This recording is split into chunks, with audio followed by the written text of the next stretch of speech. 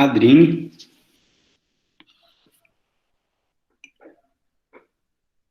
Amanda, Bruna,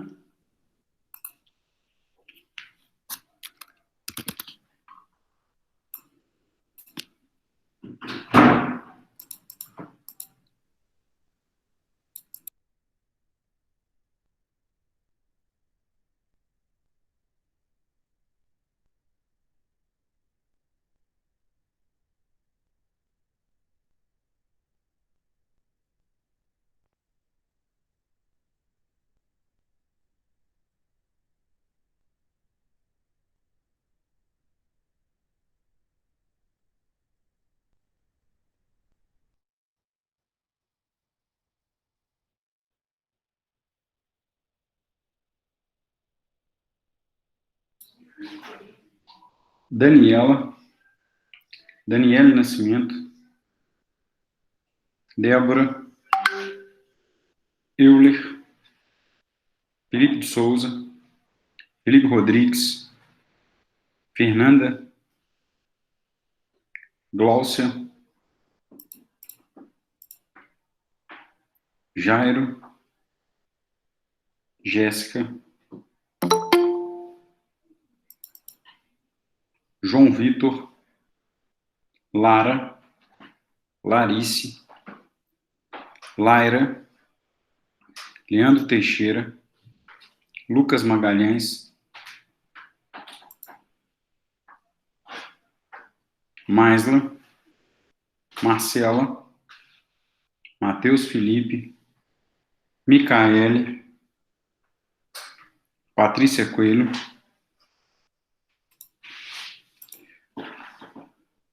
Paulo Veloso, Paulo Vitor, Pedro, Rafael Leal, Rodrigo Pereira, Sara, Thalia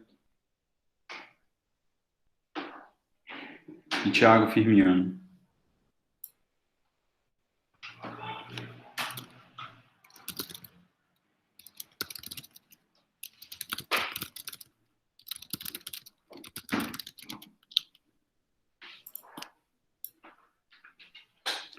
Ao final da segunda aula, eu faço a segunda chamada, ok?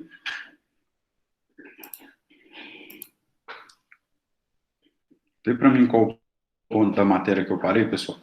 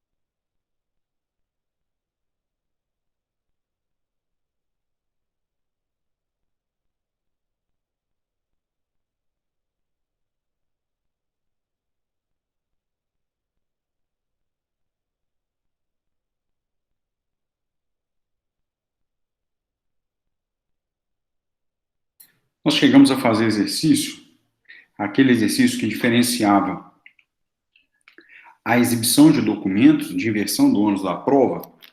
Esse é o ponto que eu tenho anotado aqui.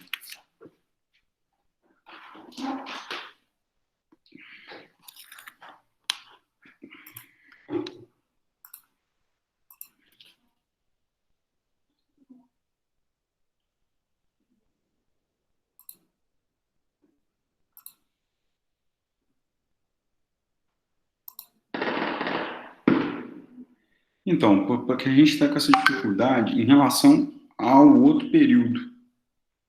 Isso que eu estou perguntando a vocês, porque há uma diferença.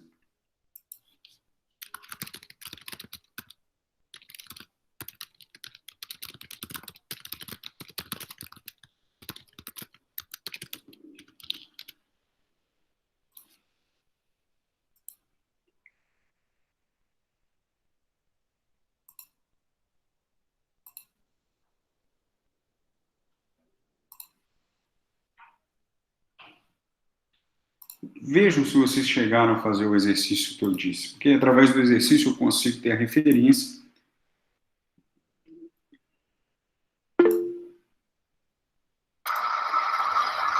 Pois não, Paulo? Você não chegou a falar sobre a exibição do documento da coisa, não. Você terminou depoimento pessoal, se eu não me engano, foi confissão e na sequência ia falar de exibição do documento ou coisa. Isso. Então, você não chegou a tocar no assunto, não. Ah, sim. Então, essa turma, ela começa hoje a aula de exibição de documentos, é isso? Isso. O meu material está anotado aqui. Não, então beleza. Então tá correto, porque na minha dúvida é porque a outra turma já fez o exercício de exibição de documentos. E aí eu fiquei na dúvida se essa turma já tinha feito também. Então vamos lá. A prova em espécie que a gente vai estudar agora é a exibição de documentos.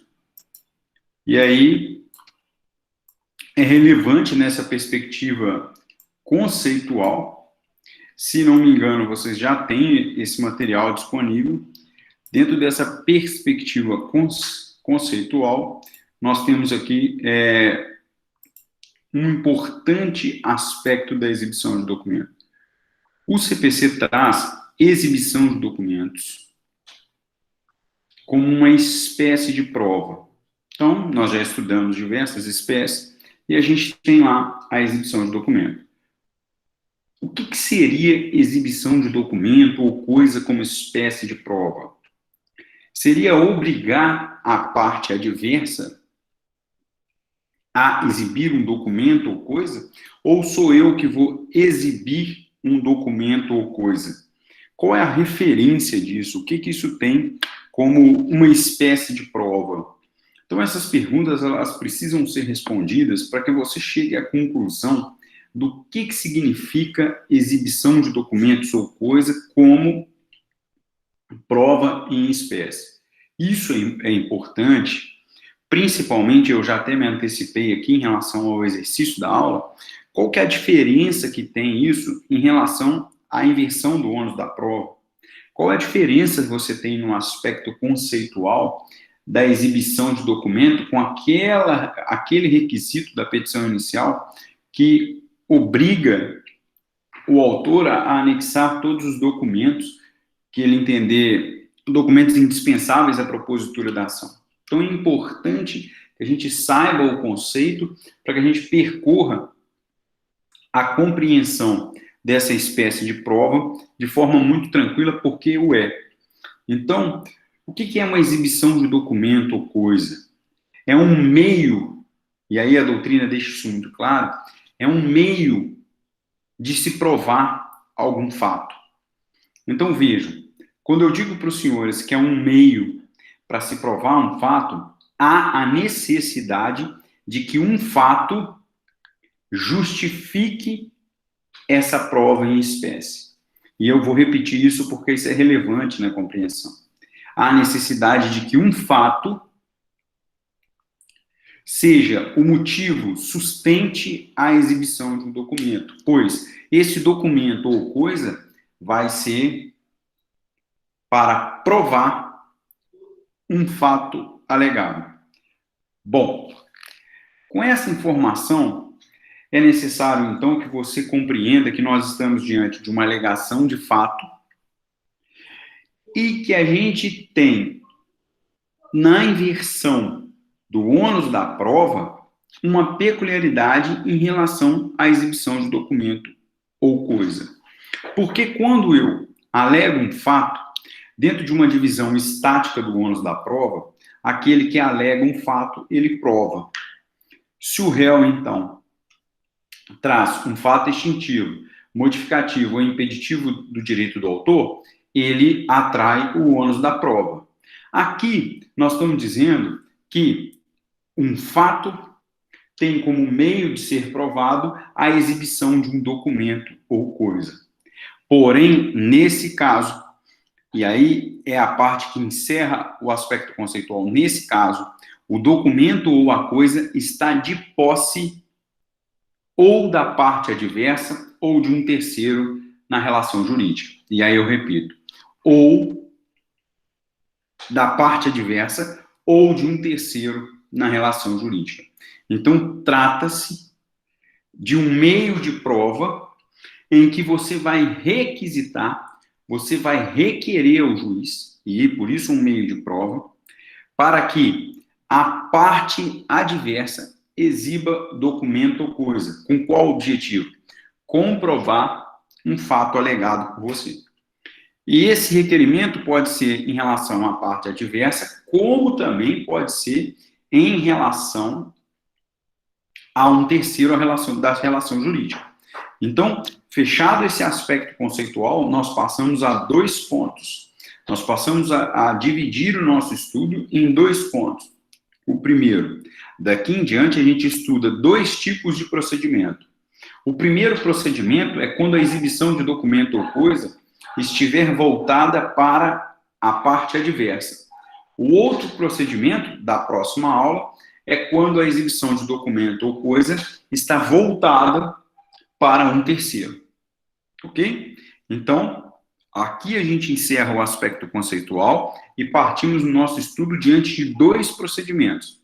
O primeiro procedimento, quando a exibição de documento ou coisa, como meio de prova, está direcionado à parte adversa, ou seja, à parte que compõe a relação jurídica. E na próxima aula nós vamos estudar o procedimento quando a exibição de documento é voltado para um terceiro. Como exemplo, para quem acompanha pela doutrina, ele usa da repartição pública lá no 438. Ok? Bom, até aqui alguma dúvida no aspecto conceitual? Gerou alguma dúvida, senhores, até esse momento aqui?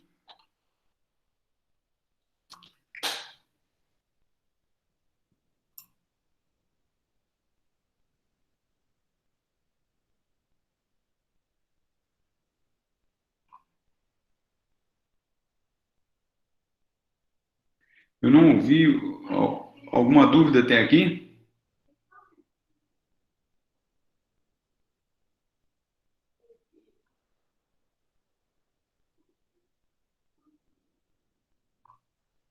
Tem alguém acompanhando, pessoal?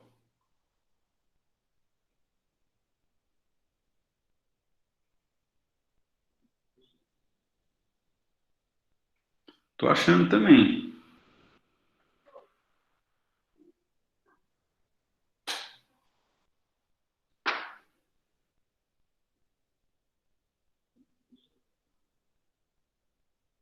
Hoje vocês têm simulado?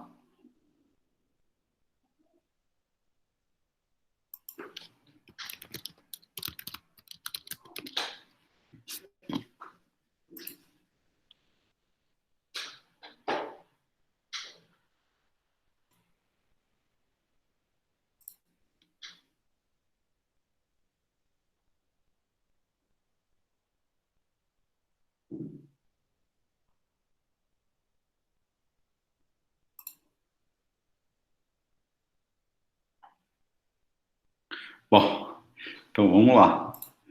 Se não tem, tem que estar com gás total, hein? Imagina para a turma que está tendo aula e depois simulado. Aí o bicho pega. Bom, vamos então começar o nosso estudo pelos aspectos procedimentais. Qual a referência que nós temos dos artigos? Nós começamos o nosso estudo no artigo 397. O artigo 397 traz para a gente 3 requisitos importantes para serem analisados. Então, a gente vai lá no artigo 397, que ele diz para nós Então, o cansaço, Larissa, é da semana toda, não é isso?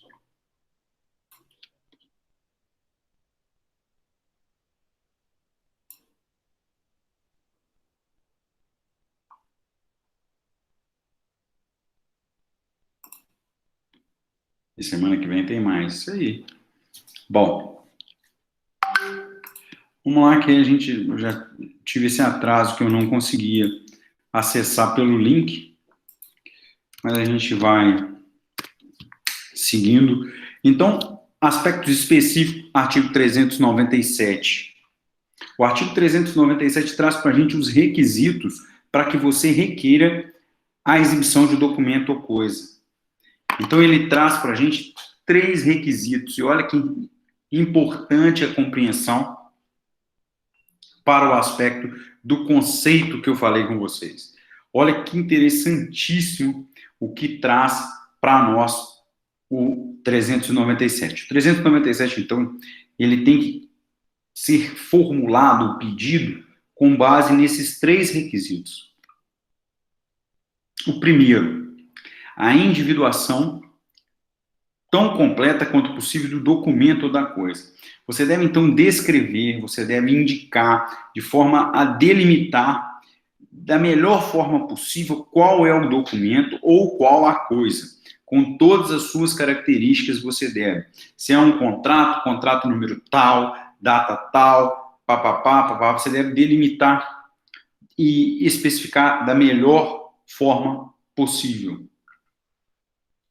Inciso segundo requisito, e esses requisitos são cumulativos. Inciso segundo, olha o que eu falei lá no conceito. Olha o que eu falei lá no conceito com vocês, ó. A finalidade da prova. Significa, senhores, que você deve indicar os fatos que você quer comprovar com esse documento. E eu vou repetir isso para ficar bem claro para vocês. Deve especificar quais são os fatos que você quer provar com o documento ou com a coisa. Ok? Então, você deve especificar qual a finalidade do documento. O que se busca com esse documento. O que se almeja com esse documento ou coisa. E o terceiro, as circunstâncias em que se funda o quem está pedindo para comprovar a existência e o poder da parte adversa em relação ao documento. Então, eu especifico para vocês novamente. Você deve, então, especificar de forma detalhada qual o documento, qual a coisa. Depois, você deve relacionar quais são os fatos que você busca comprovar com o documento ou com a coisa. Depois, você deve, ainda no seu pedido, delimitar ou trazer para o juiz que o documento existe. E uma vez que ele existe, ele está em poder da parte contrária. Então, você tem que fazer a individuação, você tem que indicar a finalidade e você tem que colocar as circunstâncias que levam o juiz a compreender que esse documento existe, olha que interessante, esse documento existe, e que está em poder da parte contrária. Professor, surgiu essa pergunta na aula passada, na outra turma. Professor, como que eu provo? Olha que interessante, pessoal. Como que eu provo que a parte contrária está com o documento? Que prova é essa? Uma vez que eu preciso do documento, inclusive, para fazer prova no meu processo. Como que eu faço isso?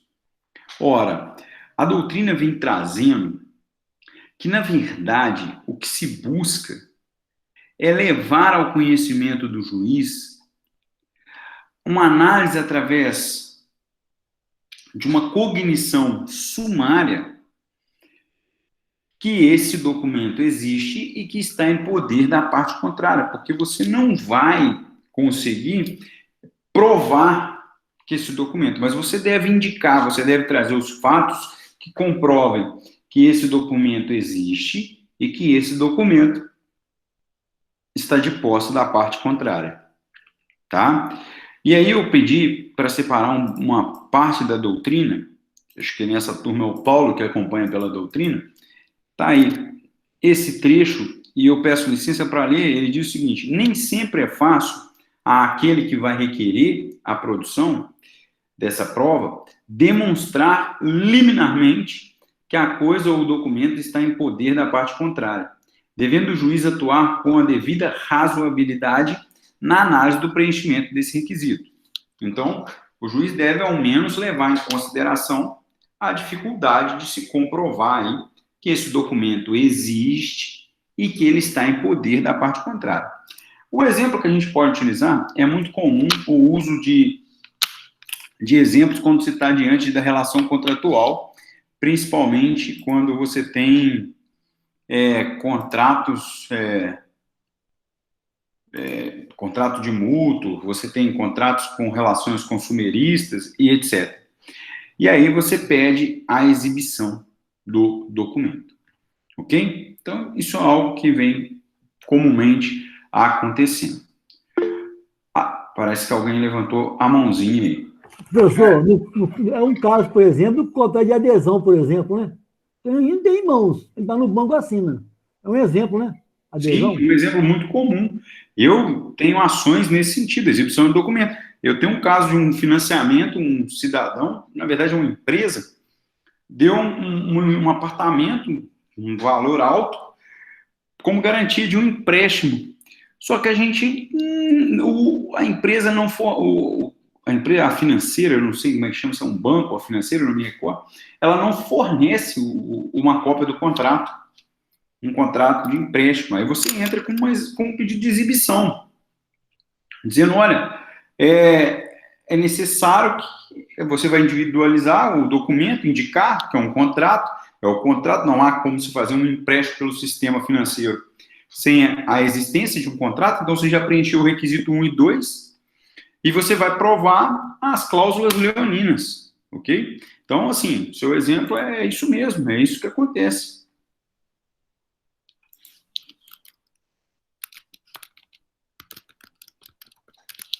Ok? Ok. Isso é a relação de financiamento, relação consumerista, enfim. Isso é algo que pode gerar aí muitos requerimentos de exibição do documento, tá? Bom, e aí, pessoal, a gente tem compreendido entre os artigos 396 ao nosso artigo 404, que é o estudo da nossa aula nessa primeira parte.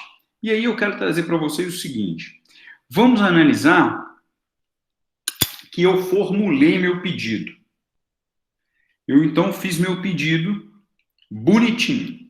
Então, a aula de hoje, nós estamos estudando, só para deixar claro, o procedimento de exibição de documento ou coisa em relação à parte contrária. Ela compõe o polo da ação e nós estamos estudando esse aspecto aqui. Lembra que no início da aula eu falei do conceito, separei uma parte da outra. Então, eu fui lá e fiz o meu requerimento de exibição de documento ou coisa com todos os requisitos do 397 bonitinho. Tá lá. O que ocorre, então, se o juiz deferir o meu pedido?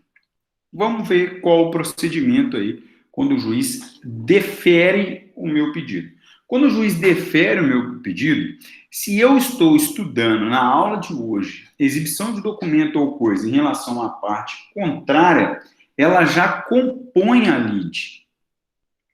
Ok? Então, o juiz determina, prestem bastante atenção, a intimação da parte contrária. Então, o juiz determina a intimação da parte contrária para que ela dê a sua resposta no prazo de 5 dias. Então, que ela dê a resposta no prazo de 5 dias. Significa, então, que a parte adversa vai ser intimada para, no prazo de 5 dias, se manifestar sobre o requerimento de exibição de documento ou coisa. Senhores, nesses 5 dias, qual a matéria defensiva da parte que não quer exibir o documento ou coisa?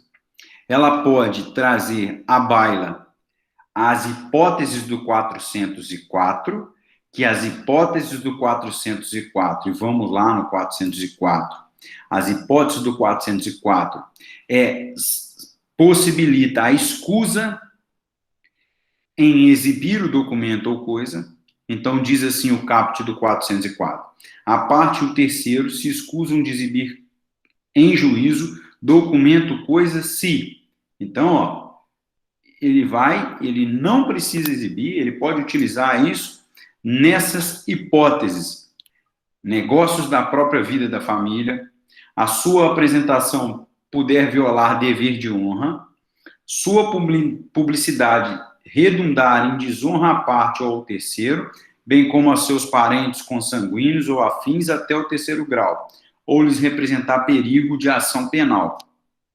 Segunda possibilidade. Sua exibição acarretar a divulgação de fatos a cujo respeito, por estado ou profissão, devam guardar segredo. Subsistirem outros motivos graves que, segundo o prudente arbítrio do juiz, justifique a recusa da exibição. Houver disposição legal que justifique a recusa da exibição. E, por fim, parágrafo único, se os motivos de que tratam os incisos 1 a 6 do caput disserem respeito apenas a uma parcela do documento, a parte ou terceiro exibirá a outra em cartório para dela ser extraída cópia reprográfica de tudo, sendo lavrado o auto circunstanciado. Aqui é uma questão da exibição parcial. Então, vejam que nós estamos diante de uma matéria defensiva, para que em 5 dias, aquele que foi intimado, ele alegue uma dessas hipóteses, ok? Como também ele pode adentrar em outras hipóteses. Não existe esse documento, não estou de posse desse documento. Isso são as matérias defensivas. Então, vejam, em 5 dias ele pode apresentar o documento, ou seja, fui lá, apresentei o documento, ó, tá aqui o documento, a ação segue normalmente, vida que segue. Ou ele pode apresentar defesa de forma tempestiva nesse prazo de 5 dias. Lembrando aos senhores que há uma divergência aí doutrinária que diz que essa intimação para em 5 dias poderia ser feita na pessoa do advogado, outros dizem que deveria ser feita pessoalmente. A minha opinião é que ela poderia ser feita na pessoa do advogado tranquilamente, isso ocorre tranquilamente, não há nenhum problema quanto a isso, mesmo porque o nosso estudo de hoje é sobre a parte adversa. Ela já compõe a relação jurídica, ela já acompanha o processo, não há, do meu ponto de vista, meu humilde ponto de vista, que eu entendo como correta a doutrina que diz que, olha, a intimação pessoal é excepcional, não há regra, a intimação pelo procurador já cadastrado nos autos, ok? Com isso, nós temos aqui configurado a intimação e a defesa. Bom, o que surge depois? O juiz, então, precisa analisar o que foi criado aqui, né? A relação que se estabeleceu. Houve um requerimento, houve uma resistência à exibição do documento. O juiz, então, precisa decidir esse incidente se acata a defesa daquele que foi intimado a exibir o documento ou se ele não acata essa defesa. Se ele acata a defesa do intimado, acabou. Não há mais que se falar na exibição desse documento ou dessa coisa. Ok? E nesse caso, cabe ao requerente comprovar aquele fato com outro meio de prova. Até aqui, tranquilo. O problema é quando ele quando ele não acata a defesa. Então, quando ele não acata a defesa, ele determina a exibição. Ora, se ele determinou a exibição e o réu, no caso, requerido, não exibiu, passa agora a existir uma presunção da veracidade dos fatos que você delineou lá no seu pedido. Então, vamos analisar o artigo 400, quem está acompanhando, e eu vou repetir. Deixa eu colocar o artigo 400 aqui para vocês.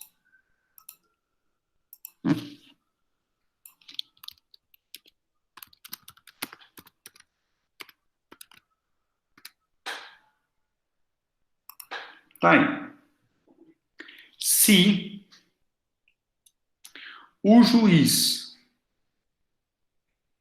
não acata a defesa, ou, por exemplo, o requerido não exibe o documento e nem apresenta defesa, a consequência é a presunção da veracidade dos fatos que você delineou lá no seu pedido. Lembra que você delineou lá no seu pedido? Presume-se que aqueles fatos são verdadeiros. Essa presunção, segundo o STJ, ela é relativa, ou seja, pode-se fazer prova em contrário ao longo do trâmite do processo. Então, pode-se questionar essa presunção ao longo do processo. Ok? Então, vejam aí, ó. Ao decidir o pedido, o juiz admitirá como verdadeiros fatos que, por meio do documento da coisa, a parte pretendia provar. Lembra que é importante, daqueles 3 requisitos, você delinear qual o fato que você quer provar com a exibição do documento? Por causa disso, olha a consequência. Se o juiz negar a defesa, considerar ilegítima, ou o requerido não exibe e não apresenta defesa, o juiz vai presumir como verdadeiro aqueles fatos que foram delineados como sendo objeto de prova da exibição do documento ou da coisa. Até aqui, todo mundo compreende. O problema é que o parágrafo único gerou uma celeuma jurisprudencial, em que se teve várias discussões a respeito do que traz aí o parágrafo único do artigo 400, e se isso seria uma opção do legislador em agravar mais a situação, uma vez que, se ele não exibe, não se defende, ou é considerada ilegítima a sua defesa, a sua recusa, já há uma consequência processual que é a presunção da veracidade dos fatos, mesmo que relativa. Além disso, o juiz pode, e aí eu faço a leitura do parágrafo único, o juiz pode, sendo necessário, adotar medidas indutivas, coercitivas, mandamentais, subrogatórias para que o documento seja exibido. Alguém consegue imaginar qual medida possa ser essa?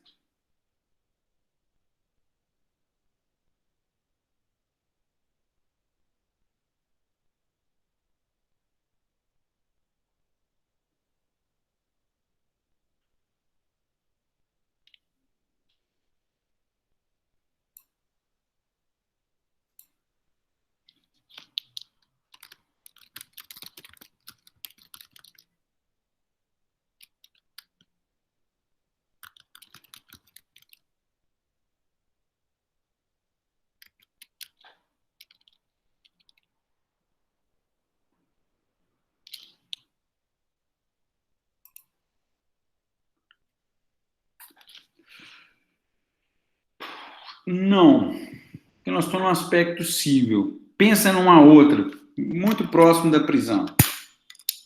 Tão grave quanto. E aí eu dou um exemplo prático. Mais alguém, pessoal, quer dar exemplo, quer dar opinião? Só o Jairo. Hoje nós só temos o espírito aqui dos logins.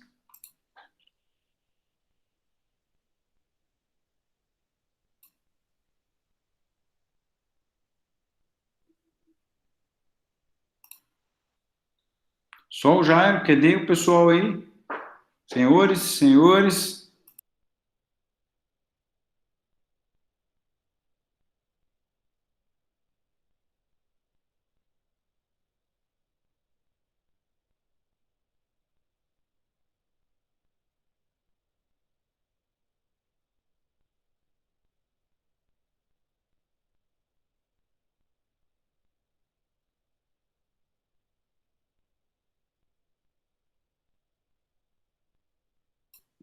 Vamos lá, Euler. Esforça lá.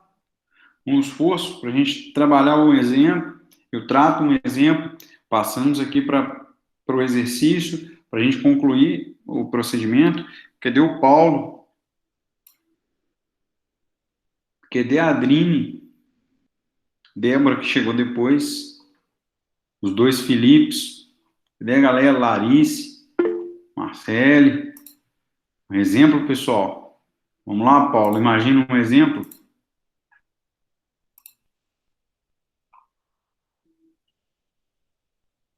Nós vamos fazer outra chamada, Amanda. Aí a gente corrige isso.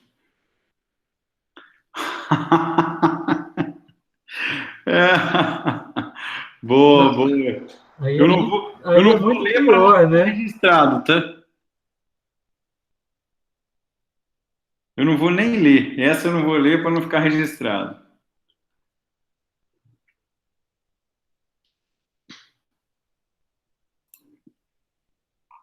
Senhores, vamos lá. Busca e apreensão, galera. Busca e apreensão do documento. Eu achei que muita gente ia falar isso, ó, busca e apreensão. Aplicação de multa. E por aí vai.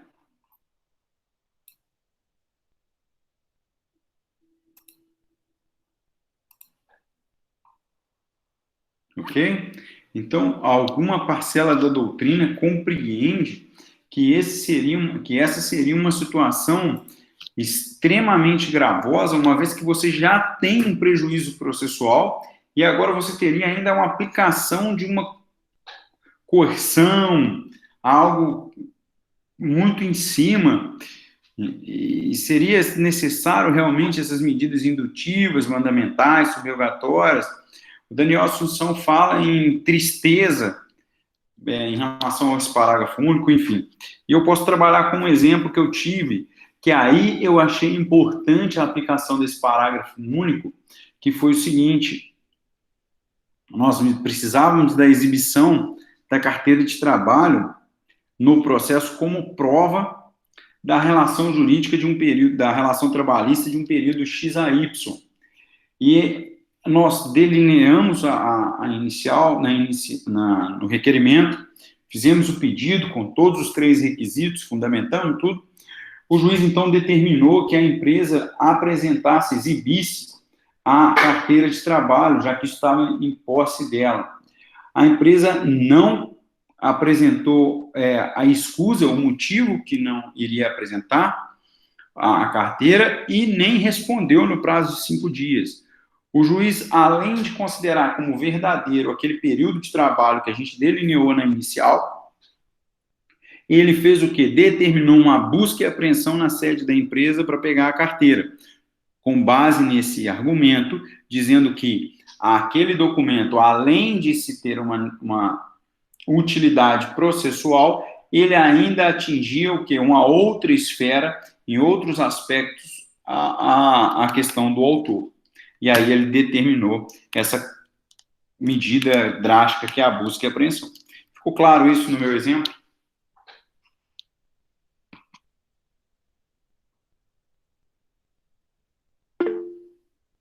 Alguém levantou a mão? Sim, só foi eu. Né? Com base nesse exemplo, é lógico que a pessoa que está delineando a petição inicial, ela está afirmando que houve o período de trabalho nesse período. Isso. Mas imaginamos que não existisse, e como o juiz ele solicitou, e a empresa não forneceu no tempo hábil. Ainda permanece a presunção ou, no caso, pode ser revogado? Então, uma muito boa pergunta. para o STJ, essa presunção ela não é absoluta, ela é relativa. E ela pode ser revogada, essa presunção, usando esse termo, ela pode ser desconsiderada se lá na frente a empresa fizer prova, por exemplo, testemunhal de que não houve prestação de serviço nesse período. Entende? Então, na verdade, é uma presunção relativa, que pode ser derrubada por outros meios de prova num momento posterior no processo. Ok? Não é algo definitivo. Vamos fazer o exercício, então?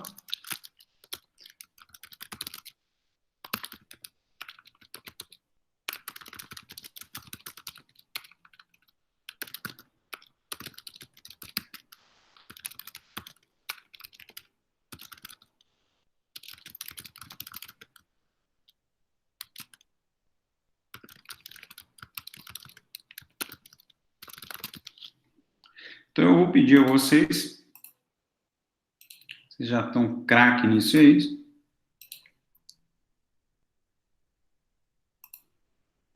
Tá aí o exercício. É um exercício curtinho hoje, 10 minutinhos. A gente consegue terminar. Se tiver dúvida, me chame, conte comigo aqui.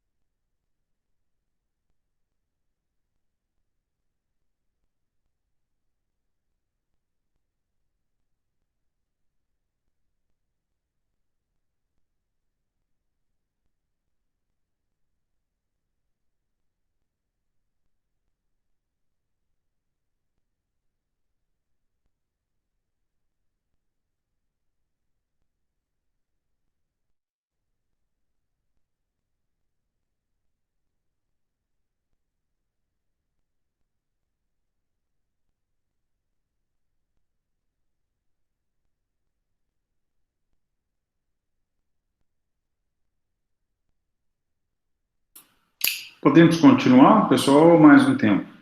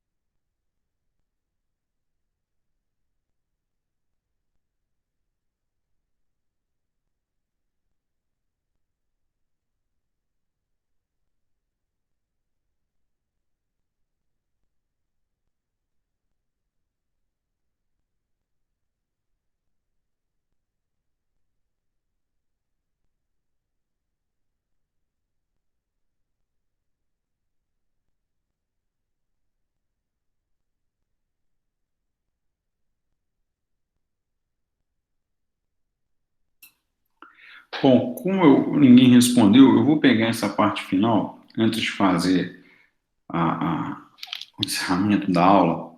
Eu quero fazer uma menção à questão quando o documento for comum às partes.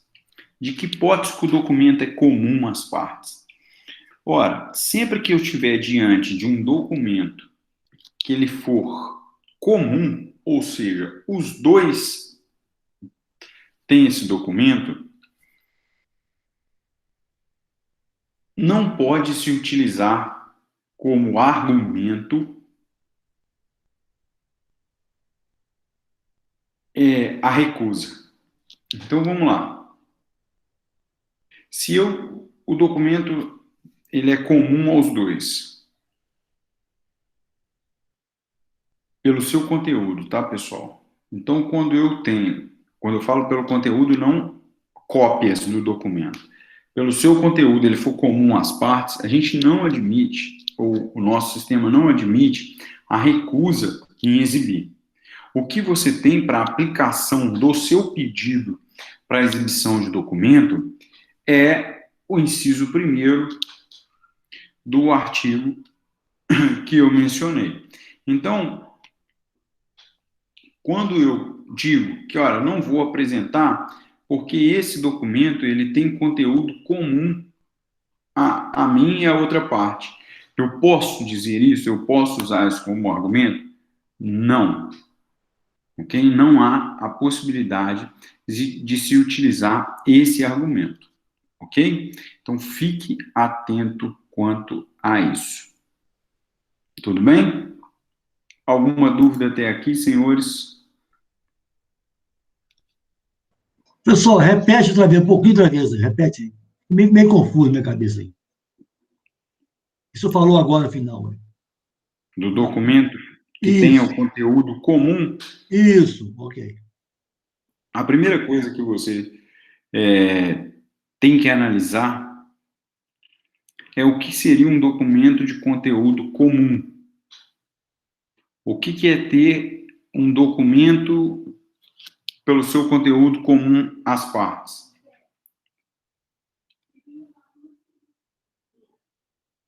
Seria da seguinte forma: você tem a discussão num processo.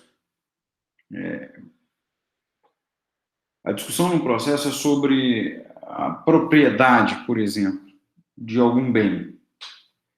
E aí, o que seria a discussão? Essa propriedade foi transferida de um para o outro?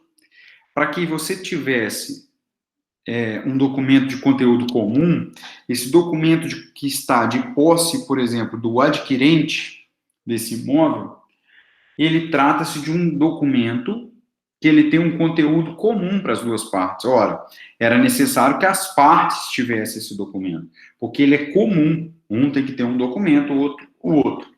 O fato desse documento, o conteúdo dele ser relativo aos dois litigantes, eu não posso me eximir de exibi-lo dizendo o seguinte: ele também era para ter esse documento, porque é comum a nós dois. Eu não posso falar isso. Mesmo que o documento seja comum, eu não posso me excusar em exibi-lo, se ele está na minha posse. Ok? Eu não posso dizer assim, ele está comigo, mas ele também deveria ter o documento. Não. Mesmo que seja de conteúdo comum, as partes, eu não posso utilizar esse argumento. Ficou mais claro, Jair? Sim, professor, ficou ótimo. Valeu. Mais alguma dúvida, pessoal? Com isso, eu peço que vocês anotem que a próxima aula a gente começa no procedimento contra a parte contrária. E agora nós temos as duas turmas, quinto A e quinto B, no mesmo ponto da matéria. Ok?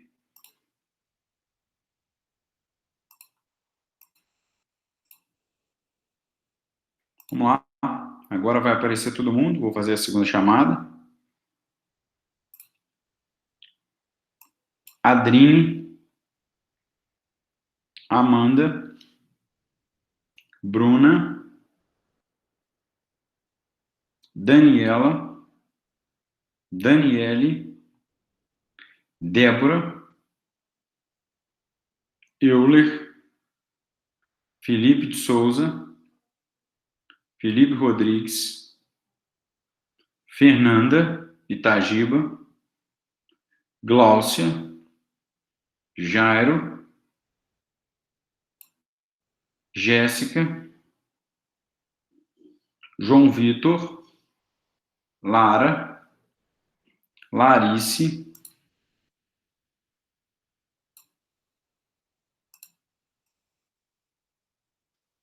Laira,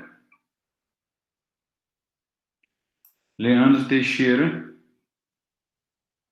Lucas Magalhães, Maisla, Marcela, Matheus Felipe, Micaele, Patrícia Coelho, Paulo Veloso, Paulo Vitor, Pedro, Rafael Leal,